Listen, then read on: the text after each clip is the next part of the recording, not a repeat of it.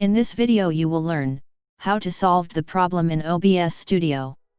If you cannot start recording, this problem occurs because you have more than one graphic cards in your desktop. Let's see step by step how to fix this issue.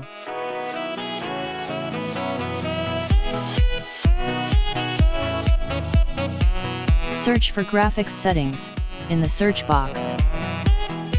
Browse.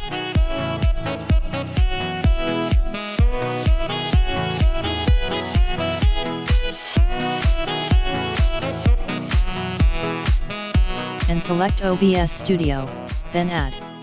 In Options, select Power Saving. It's done.